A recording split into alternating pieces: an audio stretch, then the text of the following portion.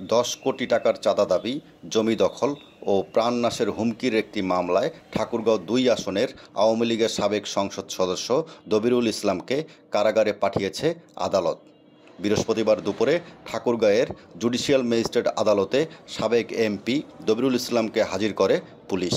এ সময় ওই আদালতের বিচারক রহিমা খাতুন সাবেক এমপি দবিরুল ইসলামকে কারাগারে প্রেরণের নির্দেশ প্রদান করেন।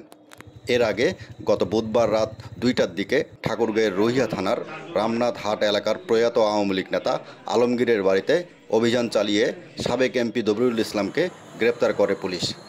ছাত্র জনতার অভ্যুত্থানে আওয়ামী লীগ সরকার পতনের পর থেকে আত্মগোপনে ছিলেন ঠাকুরগাঁও ২ আসনের সাবেক এমপি দবিরুল ইসলাম।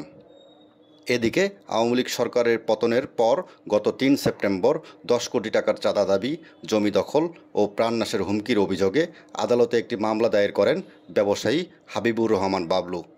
এই মামলার প্রধান আসামি ছিলেন ঠাকুরগাঁও ২ আসনের আওয়ামী লীগের সাবেক এমপি দবিরুল ইসলাম। এই ভোট চুরি করা এমপির আজকে আপত্তি দিতে এসেছি। তার জামিনের আবেদন নামঞ্জুর হয়েছে এবং সে চাঁদাবাজি করেছে, চাঁদাবাজি প্রমাণিত হয়েছে, মামলা এজাহার হিসেবে গণ্য হয়েছিল।